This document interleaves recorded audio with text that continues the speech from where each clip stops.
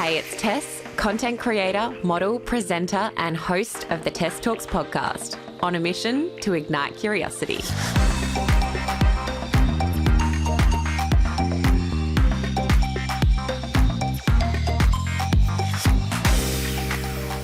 Really excited to speak to you. I know it's been like a little while in the making, but like I've been listening to some of the things that you've been talking about over the years. And what I found is like we have a few similarities, like growing up with parents who were quite alternative to a degree in terms of how they approach like healing and medicine. And that's something that my parents really instilled in me. And I'm so grateful for that because it's given me so much awareness of like my health and the body and wellness and treating the body.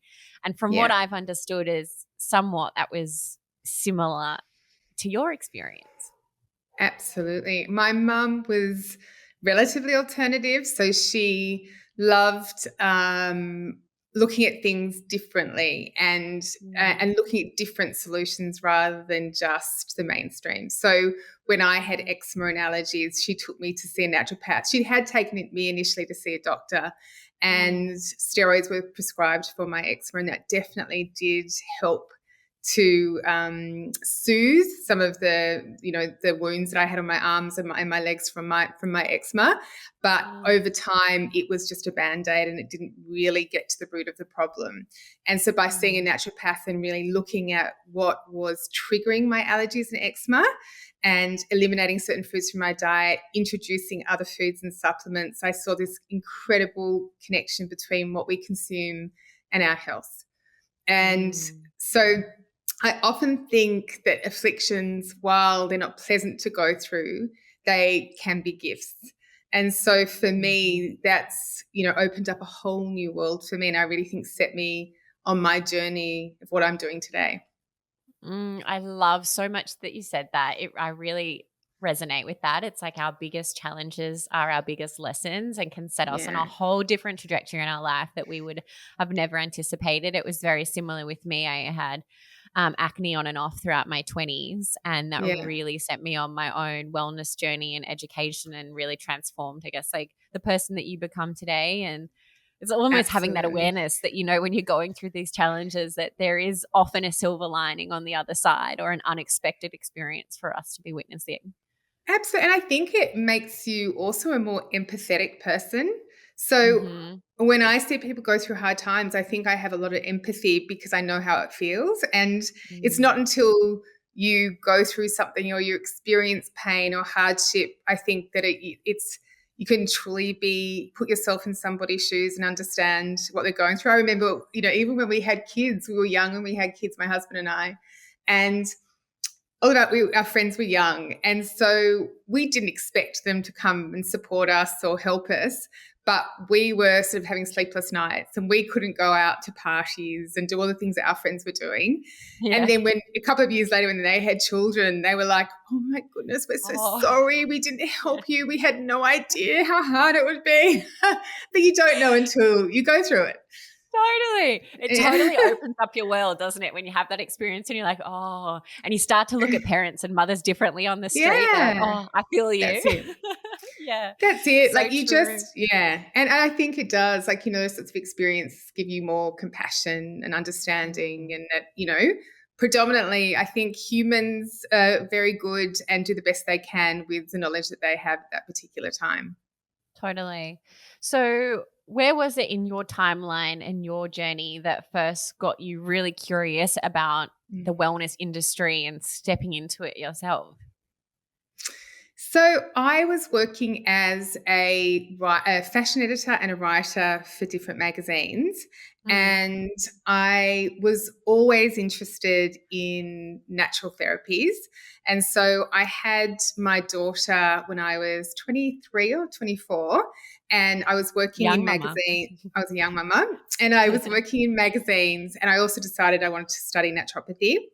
Mm-hmm. So always, because my mum was in fashion and I had a natural flair for fashion and I loved writing, I sort of just ended up in that world. But deep down, I knew I wanted to do something more in the natural world, helping people, and something around food and nutrition. And I think probably from my own experience, I wanted to impart that knowledge and help people. So I was studying naturopathy, working full time, had a baby. And then I Oh. thought, I can't do all of this. And so I gave up naturopathy. And there's a couple of times where I've tried to pick it up. But again, by that time, I had 2 kids and a full-time job. And so that's just took the back seat. And then in my late 20s, I got a job as a beauty editor for a mainstream newspaper. And I was so excited about being a beauty editor. I hadn't been a beauty editor before, and the job was great and working with great people. But I soon became really disillusioned with the mass market skincare products that I was meant to be writing about and advertising. Being a natural researcher, being into natural beauty, I was looking at all the different chemicals in these products. And because I had a column, I had people from all over Australia asking me, Carla, what do you recommend for my eczema, for my psoriasis, for my aging skin, for my acne, and I hand on heart could not recommend these products. And so I decided I wanted to change the paradigm in the beauty industry. So I quit my job, and Penguin Books approached me about writing a natural book called Feeding Your Skin, which is all plant-based natural recipes for your skin. So that came out in 2002. Which we've just done a revised edition at the end of 2024. Oh, And unreal. so it's an updated edition. So the graphics from 2002 are hilarious. I mean, for the time they were very avant-garde, but I look back now and I'm glad that we've updated it. Yeah. Do you feel like And the then information has changed too because we've learnt a lot, I guess? Or do you feel like you were really forward thinking at that time? I think at the time it's interesting because natural beauty was very niche. So it wasn't mainstream back then. So people thought it was, making up a mask with papaya and yogurt and lime juice.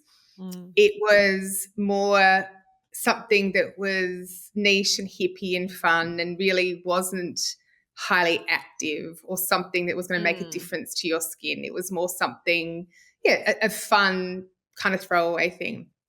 So I think people who are more into natural health were like, it's amazing putting papaya on your skin because papaya contains enzymes that help to dissolve the intercellular glue that holds dead skin cells together and has amazing amounts of nutrients like vitamin C and vitamin A. So it can be truly rejuvenating when you put on the skin, the same as yogurt's rich in probiotics. It helps to balance your skin microbiome and protect your skin barrier.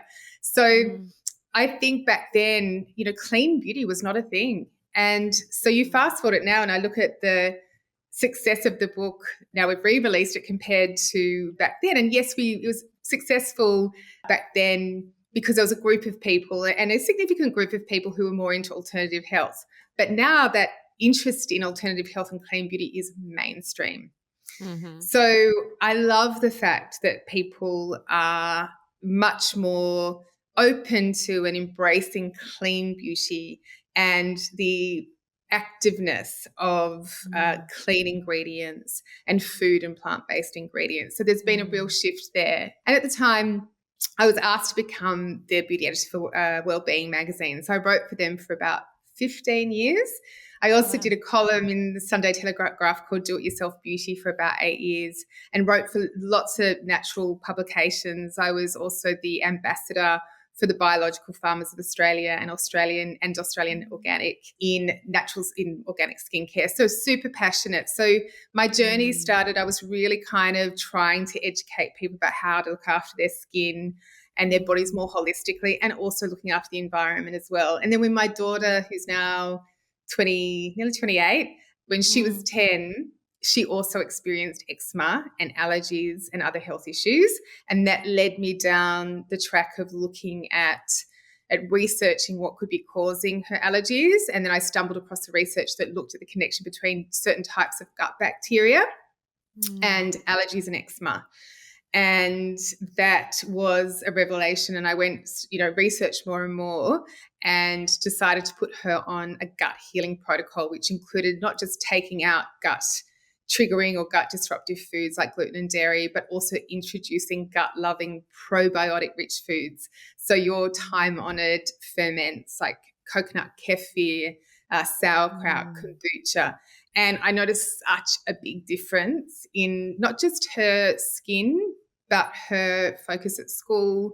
I was consuming all these fermented foods and noticing a big difference in my skin, my tummy. I started giving these fermented foods to all my friends and family, and everyone became addicted and was like, oh my gosh, I'm feeling better. My tummy's better. I have more energy. I'm more regular. Mm. And in terms of, they found that there was less inflammation in their bodies. And so I knew I was onto something. And so then from there, I launched Glow Inner Beauty Powder, which was my first product in 2009.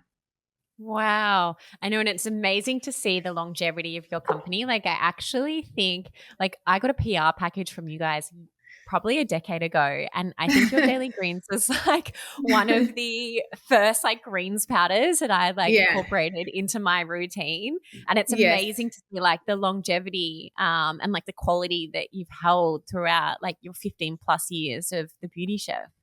Yes. Yeah. I mean, it's quite amazing when I look back at the journey, and also really rewarding and exciting that when I started in Mm. 2009, the idea of the connection between your gut and your skin, your gut and your brain, and all the different axes we have throughout our body that, Mm. relate back to our gut. It regulates our hormones, our metabolism, our immune Mm. system, our brain health, our skin health, everything. And when I first brought out the Glow in a Beauty Powder, people thought it was really strange and left of field. And I understand that because there's just nothing like it on the market. Mm. But, it was sort of seen as very kind of novel, and people were like, that's not really going to work because it's too strange. And how does something that you take impact your skin? But then Mm. how does something that's also full of bacteria that's so weird and fermented, how does that then impact your gut that then impacts your skin? And I understand Mm. their confusion. I mean, back then the paradigm was very different. It was all about putting up Mm. makeup to have glowing skin. So it was Mm. a very tricky concept for a lot of people to get their head around. But you look at it now, like all these years later, and it's mainstream. And people are, Yeah. they don't talk about beauty unless they're talking about gut health anymore. Like people know how Mm. important nutrition and gut health is for glowing, healthy skin. So it's been really Mm. rewarding for me to see that transition from a beauty industry that just was very one dimensional and actually really unhealthy to Mm. an industry now that it's, beauty is wellness and wellness is beauty, and they're inextricably Mm. linked, which is great. And Mm. people are more and more focused on inner beauty for outer Mm. beauty and radiance.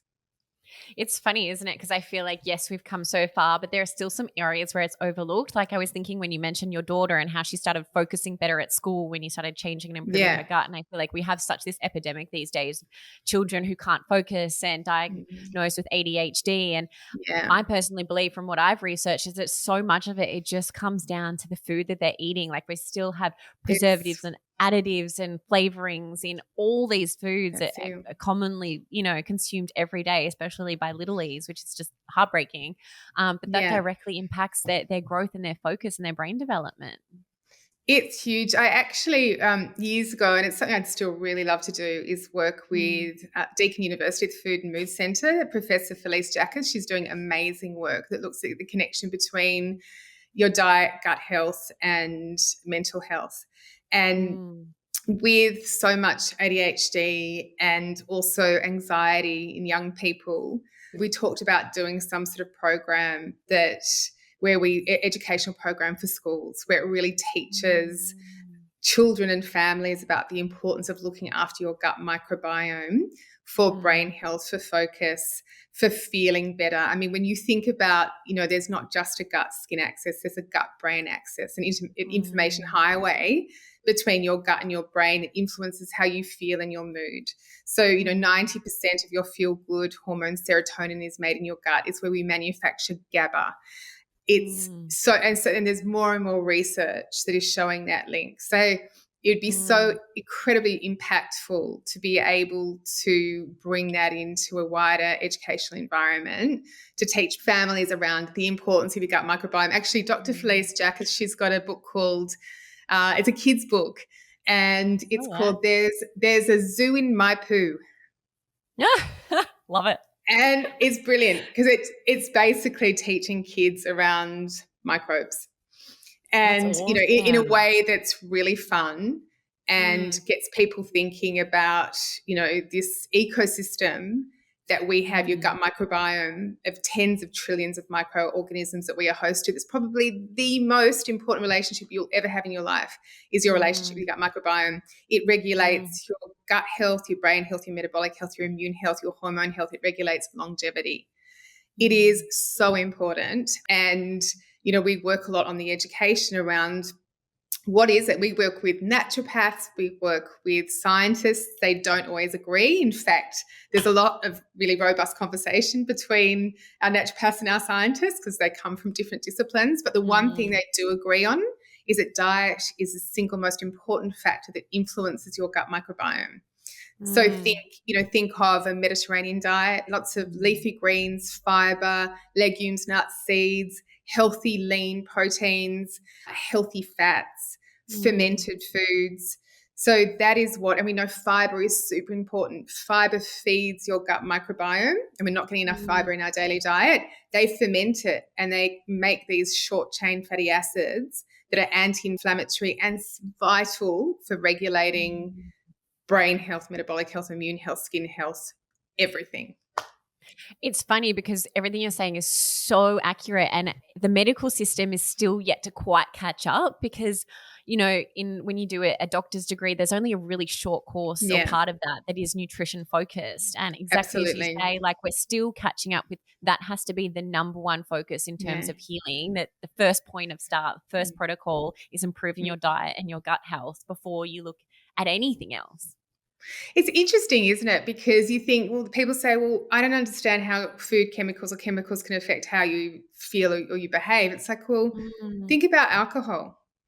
You Mm. ingest alcohol, it impacts your brain. So you can eat certain, foods that the Mm. way that they can get processed in your body, especially if you have leaky gut, can impact your brain negatively. So Mm. um, we are just a bunch of chemical reactions, and that are Mm. often also, our gut microbiome has a really important role in how our health, our skin. Also, I think in terms of epigenetics, it's really interesting Mm. because, while eugenics are so important and your genes will load the gun, your environment pulls the trigger.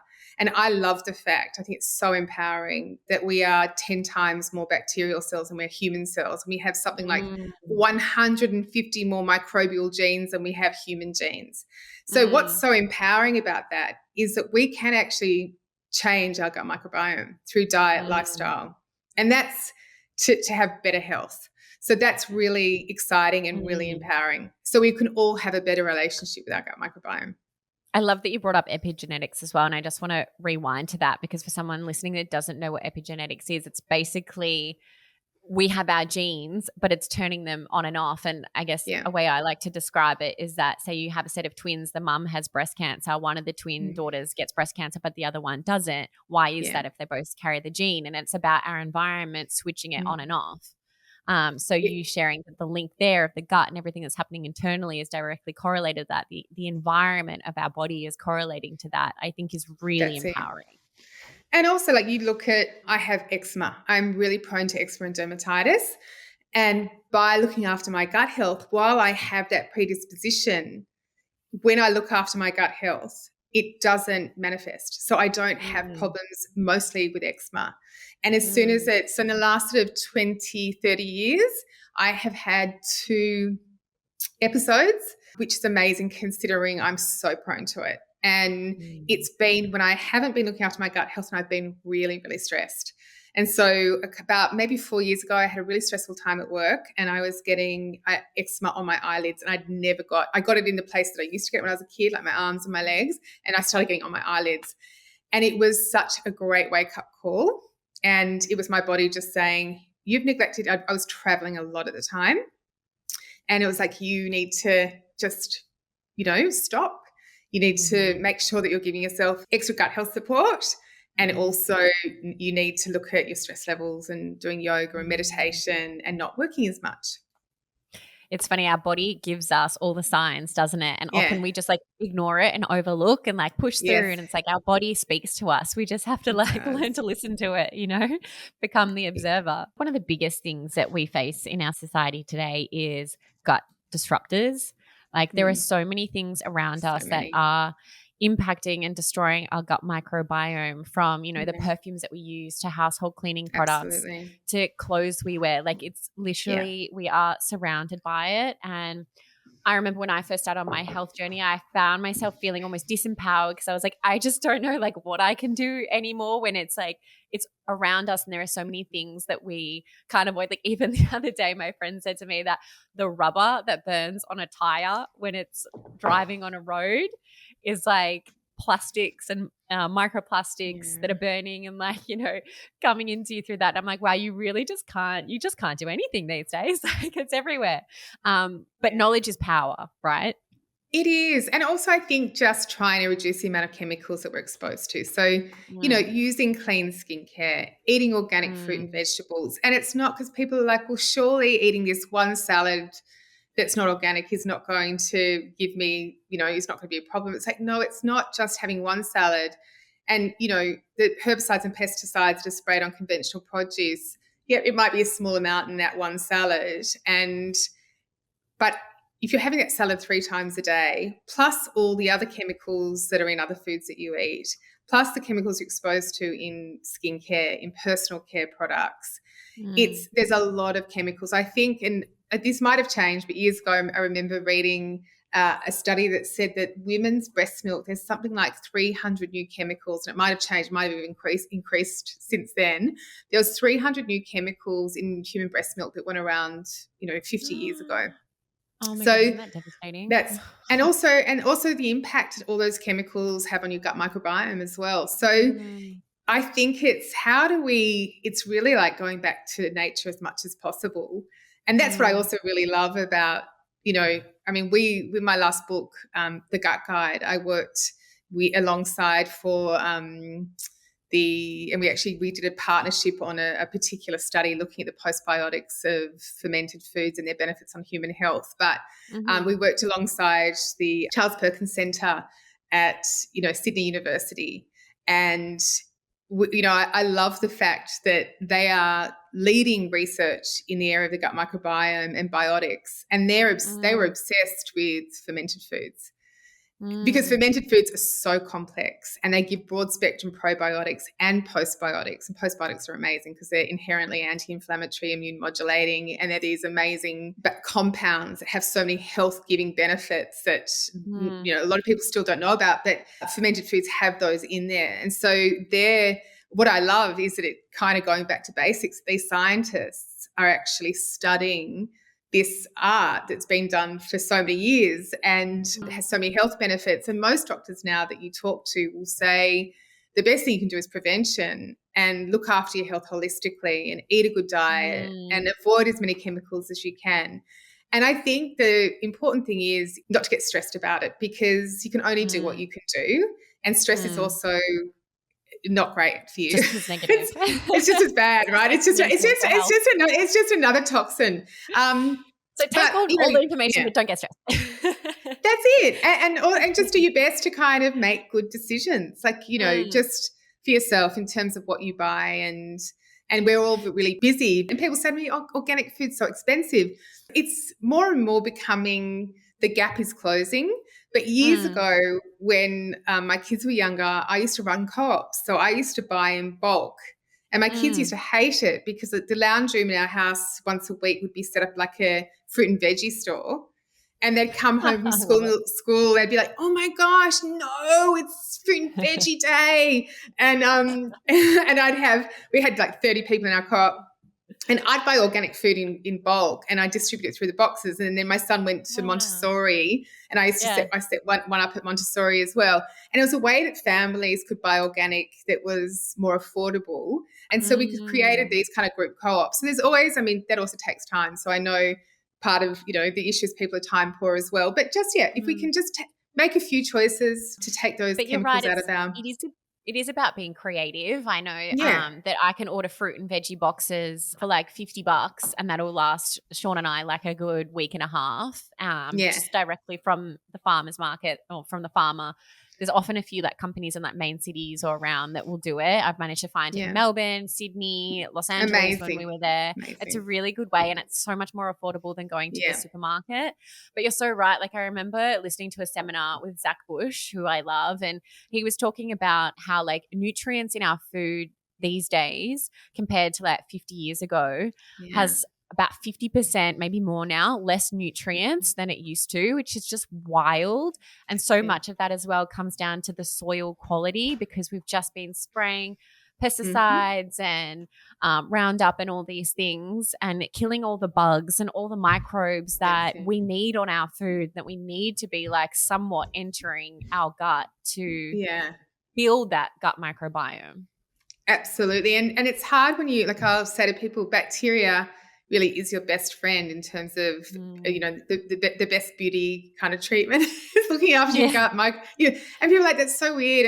And yuck, gut microbes. And actually, I think we need to change how we feel about them, because I have worked with many microbiologists, and we actually have our own state-of-the-art probiotic fermentation plant in Sydney, which is just amazing. And I've worked with leading microbiologists, and one who actually helps run our probiotic plant. So I've seen lots of bacteria, lactobacillus, bifidobacterium, under a microscope, and they're so beautiful. Like, they look like something out of, like the cosmos. They are just so beautiful, and we light them up with different colors, and they move so beautifully.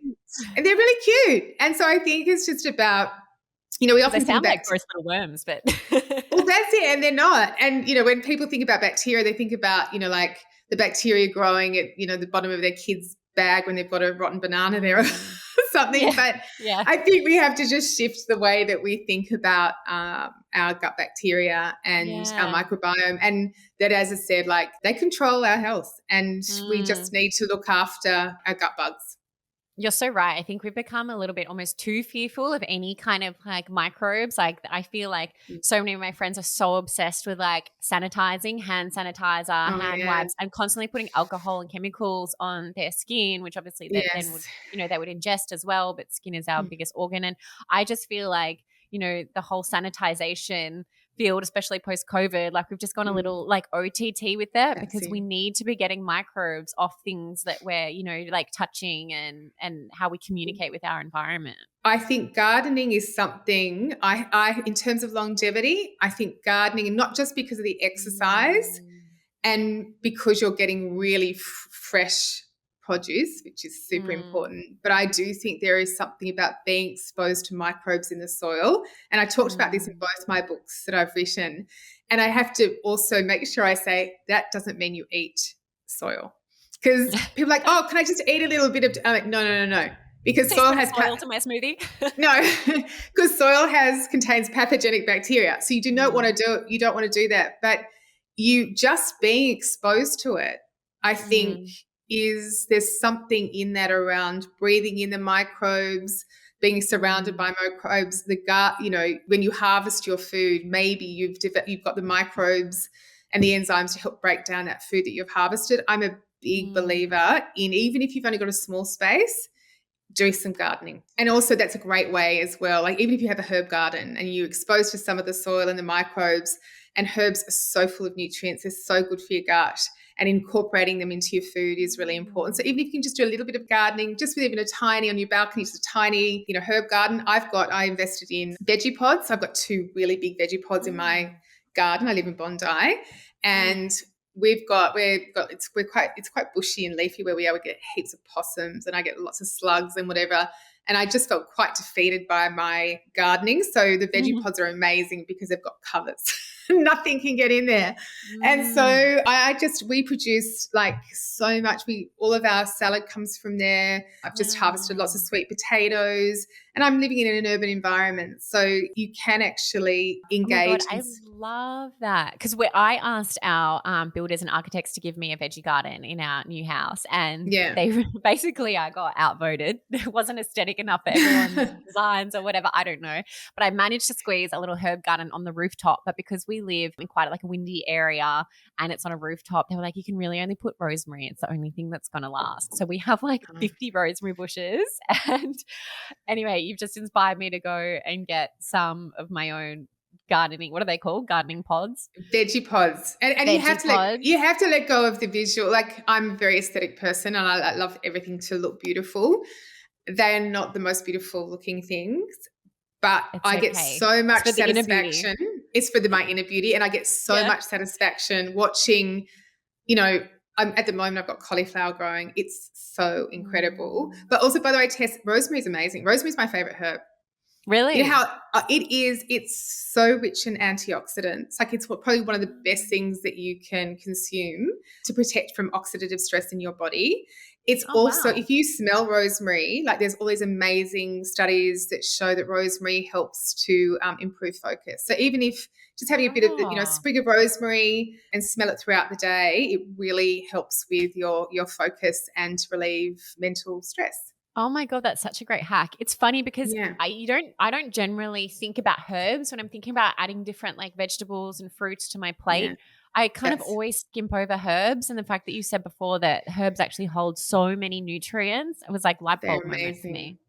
And tea, like, Mm. I make lots of herbal teas. Herbal tea is great for getting Mm. those active compounds, like infuse them in the water. I have Mm. salads. So, they say that for microbial diversity, you should try and get around 30 different types of plants per day, not per Mm. day, really hard per Sounds like a week. lot. Uh, so I have I've got everything growing, from basil to chives to rosemary to Mm. parsley to oregano, thyme, sage, shallots, everything. And I've got rocket and all different types of salads. Mm. Chicory. Every night, I just put I put a salad together and just do clippings of all different types of herbs and lettuces. And so that's a way that I know, okay, I'm getting, even just in this one salad a night, 10 different types of plants. That's so smart. I love it. I'm going to start doing that. So what about like when you were talking before about reducing like inflammation for the gut and things like that? Yeah. What about like other foods like gluten, for example, something that's Yeah. often seen as inflammatory? I just came back from Europe, and Sean Mm. and I were saying that we can just eat so many more foods in Europe that feel Mm. so different to our digestion than they Yeah. do here. And I feel like it's to do with the way that we're processing our foods. But dairy, gluten, how do Mm. you see that correlating to gut health? So I think in modern day life, our guts are just compromised generally Mm, because of eating processed foods, alcohol, medications, people who smoke, people who vape, mm, pollution in our environment, stress, lack of sleep, all the things that compromise our gut health. When you have got a compromised gut and you mm, have leaky gut, so leaky gut basically means, it's gut impermeability. So which I had. yeah. So the wall Mm, of your gut you're meant to have these sort of tight junctions that when mm, you digest your food properly, yes, those nutrients will go through that wall into the mm, bloodstream to do all the great stuff. And what happens when your gut wall is irritated, when you've got gut dysbiosis, when you're eating processed foods, all those things that can irritate your gut wall. And when your gut microbiome, which is like the gatekeepers of the lining of your gut, are not happy, then you can get leaky gut where those tight junctions open, and you can literally have these sort of, holes and this, mm, permeability in your gut.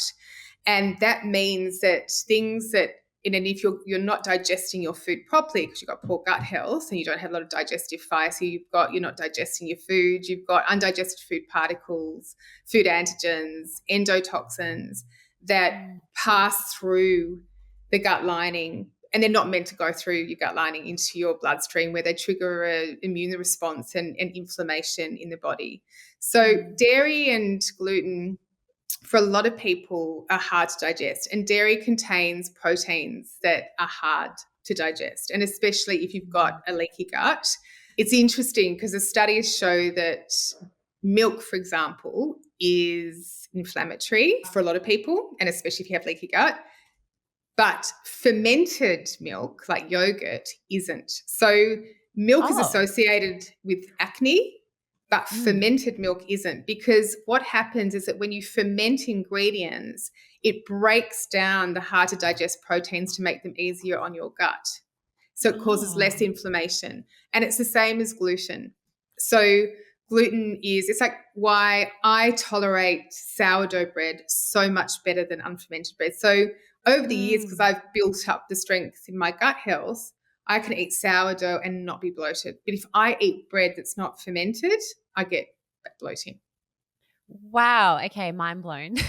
So, Yeah. like fermented dairy. So, what would be some like fermented dairy products? So, like you said, yogurt. Is that like all yogurts? Do you have to specifically look for like fermented yogurt? Like, what do we Well, look out?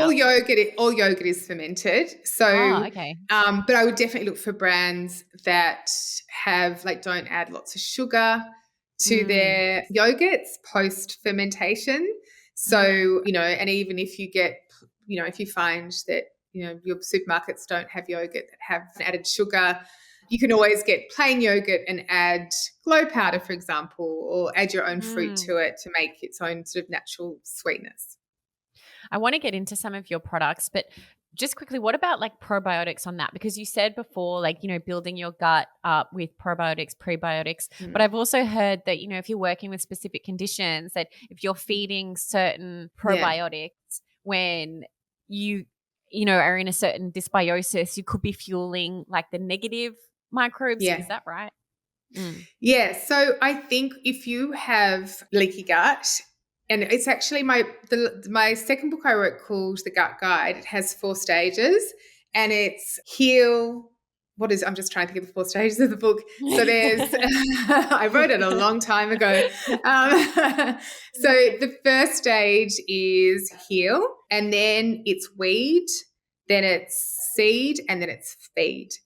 So I think when your gut is angry, you have dysbiosis, you've got bloating, you're seeing inflammation in the body that's manifesting in a whole lot of health issues, skin issues. You have to calm your gut. You have to heal and repair the lining of the gut. And that can mean, because a lot of people will say, oh, I've had really bad gut health and I've just eaten all of these probiotic foods and I've eaten all these I've gone on a raw diet and my gut's worse than ever. But when your gut's in that state, raw foods are not great because they're hard to digest. Probiotics, as you said, can also be problematic if your gut is in a lot of disrepair. So I think the best thing to do to begin with, you just stop and you go, what I actually need to do is I need to heal the lining of my gut. I need to calm it. I need to repair it. And that involves lots of like bone broths, lots of veggies, but cooked veggies in soups and stews and hydrating and healing foods and, nutrients.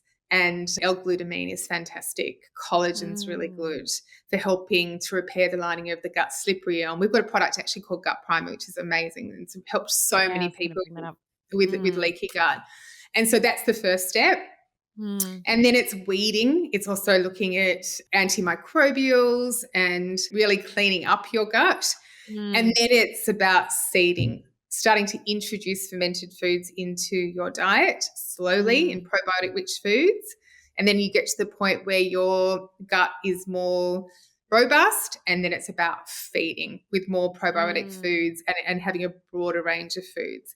And so I think when your gut is so imbalanced, people often have to go on diets like the FODMAP diet, and they have to, a lot of healthy foods actually irritate their gut. And that's just because the gut is so imbalanced. So it really is at that point about just, okay, I need to stop. I need to repair the lining of my gut. I need to just nourish it, be kind to myself, slow down a bit. And that also lifestyle changes, meditation, yoga, Mm. walking, just lots of positive stuff in, putting more and more positive stuff and Mm. balancing things in your life. And yeah, so the gut guide is a complete guide that goes through those 4 stages. But I also do Mm. think working with a integrative practitioner or a naturopath throughout this time is really, really important. Yeah, I completely agree. It was like light bulb moment for me when I found out that I had leaky gut, and that was determined through testing. And I'm so big on testing these days because it gives you so Yeah, much more knowledge. And it then you does. know that the products you're taking are actually going to That's be it. beneficial and not potentially Yeah, sending you backwards, which yeah, can happen, when you think you're doing the right thing. But I think that, as you said, your gut product is such a great place to start for people when they're starting that that's rebuilding process. What would be like some of your favorite, like all-time favorite Beauty Chef products? So I love Gut Primer. I'm really proud of Mm. that product because it's helped so many people when they have like digestive discomfort, digestive spasms. It's been game changing for them. So I'm very proud of that Mm. product. It's like asking who my favorite child is, Yeah. but I if I had to Changes pick every day. every day, my favorite product is Glow. Because Glow is what Mm. started the Beauty Chef. It's close to my heart. What I love is that the name's so simple and Mm. the packaging is so simple, but what's in it is probably the most complex product you'll ever come across. There is so much hard work, research, and love that's gone into that product. And in Mm. that 1 teaspoon of berry deliciousness, you are getting so much nutrition. You're getting pre, pro, postbiotics. You're getting Mm. evidence-based nutrients, evidence-based herbs. And still, Wow. I think we've got out of maybe 5,000 reviews on our website with Glow and Glow Ageless. I think a 4.8 or 4.9 out of 5 Oh, rating. amazing. So I'm very proud of that product because it's Mm. helped so many people. That product alone has also helped to educate so many people because it's opened up the conversation around gut health and skin health and gut health and Mm. everything. It really does all start from within. Like, you can try and do all the topical things. I think topical is very important, but you Mm, can always see when someone is like unhealthy from the inside, they never yeah. have the same glow or the same shine. Like, it's a No, completely different look. it absolutely is. And also, I think eating well to look better is great and Mm. important, but you want to eat well to feel better. Like, Mm. to have that springing to set your step, to feel Mm. good, to feel focused on what you're doing, to Mm. show up for yourself every day, feeling energized and good about yourself is so important. And that's what Mm. nutrition does, but more specifically looking after your gut. Mm. Well, I've got my smoothie at the moment, which I've just finished, which has all of my Beauty Chef collagen in it. Ah, Just doing, getting my skin glowing like pre-wedding. I wanted to quickly touch on collagen because yeah. like I remember reading stuff a little while ago that was saying like, oh, like collagen, like it's great, but like your body doesn't actually absorb it. But Mm, I feel like it's such a cult ingredient product that people always keep going back to it. So I'm like, it has to work. And obviously mm, you're such a big advocate for collagen. So yeah. how does the body actually absorb it? So there's so many different, I know there's so much contention around collagen and different Mm. types of collagen and also where collagen's sourced from, which is really important, which, you can ask Mm. me about that after. So the studies do show that collagen absolutely helps with, there's also different types of collagen. So with skin health, you want, type 1, type 3 collagen, and you want the Mm. peptides. So peptides are really important because they're broken down to small so they can actually pass through the gut wall to get to where they need to stimulate the skin to produce more collagen. So, Mm. and the studies show that the dosage starts from around, I think for marine collagen, it's 3 grams. For bovine, it's 2.5 grams. Mhm. And so the evidence that suggests it helps protect collagen from degradation. It supports collagen density, skin elasticity, Mm. skin hydration. So then we've just brought out a product that contains Fortigel, which are your type 2 collagen peptides. Now, the research on them is incredible. They've been clinically studied. And their peptides, that is so interesting, they also pass through the gut wall, and they actually get to, so you've got collagen receptors in your cartilage, you've got collagen receptors in your skin. And these receptors, basically the type 2 collagen peptides lock onto these receptors that are found in your cartilage, and they unlock it to stimulate the production of type 2 collagen, which is the predominant collagen found in your cartilage, which is so important for joint health, flexibility, and movement. And that's your type 2 collagen. So I'm a big believer in collagen, but you want to make sure that if it's for joints, you're getting the type 2 collagen, for skin, you're getting type 1 and type 3, which we have in all the different products that we have. It's so important to also have a good diet, because we know that there's foods that are rich in nutrients that support collagen production in your body and are important cofactors for the creation of collagen in your body, like your vitamin C and your zinc and lots of different types of minerals as well. So, and also antioxidants. You want an antioxidant-rich diet, because we know that those pesky free radicals, they also damage collagen, cause inflammation in the body. So an anti-inflammatory diet is super important to protect collagen, as well as lots of antioxidants to mop up those pesky free radicals that cause damage to your skin. And the other thing is sugar. It is the killer of collagen. It causes, like, high sustained blood sugar levels, causes glycation, and that is terrible for our collagen. So it's sugar. It's like, so really, and I always I do the doom scrolling like everybody else, and my algorithm I always get all the health kind of people, and and I always find it so interesting, because it's like, this is the new ingredient you've got to have, and pomegranate is amazing, and pomegranate is amazing, and pomegranate's incredible for your gut health. By the way, like, if you could eat more pomegranates, it's great. But, it's like the whole kale thing years ago. Like, there was a world shortage of kale, because kale was like the one ingredient that was going to save us all. And it's like, kale's literally a great superfood. Yeah, but like, kale's amazing, but there's so many other kind of amazing foods for you. And so we kind of like, we latch onto one or two things, but really when it comes down to it, it really is a whole food diet with lots of your leafy greens, diversity of fruit and vegetables, nuts, seeds, legumes, good sources of protein, grass-fed, wild-caught if possible, your healthy fats, good sleep, moderate, regular exercise. We know that's really important for your gut microbes as well. So, we get obsessed with all these, and it's like, even, NAD, like, in longevity. I think NAD is fantastic. I really like it. But is that the be all and end all? And that's everyone's like, it doesn't matter what I do, I take NAD. And so that's for my longevity. And it's like, yep, NAD is great, but I much prefer you to focus on your gut microbiome. If you have a diet that's rich in fiber and prebiotics, you're also feeding bugs like Akkermansia, which is a type of bacteria that we know is linked with longevity. There you go.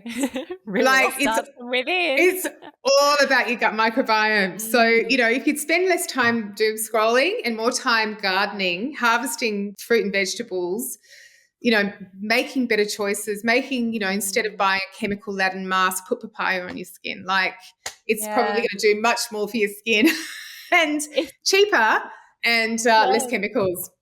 It's honestly like really coming back to basics. It's like we swung so far the other way and almost like overcomplicated everything, and then thought, we can just like fix that with that. It's like, no, if we just make, our body optimal, it's going to do it all itself. We're not going to need all the extra bits and blobs and absolutely. And the extra bits do help. And I love a supplement. And I mean, I love NAD. I'm not gonna lie. What was that? I do love NAD. I've just started taking it again now. Yeah. And I think NAD is fantastic. But again, it's that thing of, it's not just kale. It's not just NAD. It really is. If you had to start with one thing, start with your gut microbiome and build on it from there, and you will see the most profound changes to your health and the way you feel and your focus and your energy and your hormonal health. And your glow. And your glow. Exactly. So what's your like ideal day look like, from like routine to like day on a plate? So it's, I have to be realistic that often I do early morning calls overseas, or I do TV early in the morning, but I do really try, and I live near the beach. So I like to do a beach walk, and that my walking's super important. It's like my meditation. I love swimming in the ocean. There's something about the negative ions that make me feel just rejuvenated, and just grounding, like just walking barefoot on the sand is incredible in the morning. And so I will come back and I have, of course, my glow with my deep marine collagen and my collagen inner beauty boost, either in water or in a smoothie or in yogurt with my granola and fresh fruit. Sometimes I will have more of a savory breakfast. I'm a real foodie. I might have a wild caught salmon in the morning with some spinach and some mushrooms, or one day I might have coconut yogurt with granola and, and glow in my yogurt. Then I love to do a meditation. So even if it's 15 minutes, if I'm super busy, I'll just do a quick meditation. My days are busy. My work days are really busy. Sometimes I have lunch meetings, always try and choose healthy things on menus, but I also love taking my lunch to work. So I have lots of things in the freezer, from green soups to stews to curries. And I think meal prep is really important if you want to support your gut. So just spending your Sunday morning just preparing a whole lot of food and putting in your freezer so you have lunches prepared. And then in the afternoon, like when I get home from work, I'll go to the garden and get, lots of different veggies and salad stuff. And we have pretty simple dinners, mostly like a piece of fish, veggies, different style, and salad. But I have lots of vegetables on my plate and herbs. So always and generally, and a good piece of, generally it's fish. Sometimes I do roast chicken. I do eat red meat. So a couple of times a week I'll have like a piece of grass-fed steak.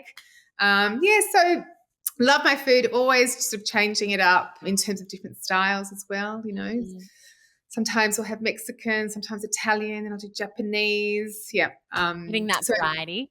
Yeah, that variety. I love cooking. Yeah. That's for me just one of my, stress releases. And then walking is something I do a lot of. So over nighttime, I'll take the dog for a walk, and that for me is a real stress release. The other thing that was one of the questions you asked around, what do you do for your soul? I'm really into dancing at the moment. Love that. Love dancing. So 2 nights a week down at my local, we have a dance class, which is just hilarious. My girlfriends and I go and we just laugh, but just have the best time. And then I haven't started it yet, but I think I might go tonight. There's No Lights, No Lycra, which is you dance in the dark. Oh my God, fun. I think I would like that. Long dangly limbs. Yeah. So I think dancing is one of the best things you can do for your soul. Like it's just, you can really connect to yourself. You have to kind of let go of ego a bit and just go, I don't care if I look really bad, and get lost. Like rush of music, it's and the movement, best. you're exercising, you're laughing. It's a full body experience. They're using dance in treatment. Like they've done all these studies on dance for brain health and mental health. And they're even looking at it they've found some really promising treatments around dancing and neurological disease like Parkinson's, for example. So, you can I always love that when, it's like walking. People are like, you love walking. And I'm like, I know, just when I walk, it's like a natural filing system for my brain. I feel like I solve all my problems and the world's problems when I work.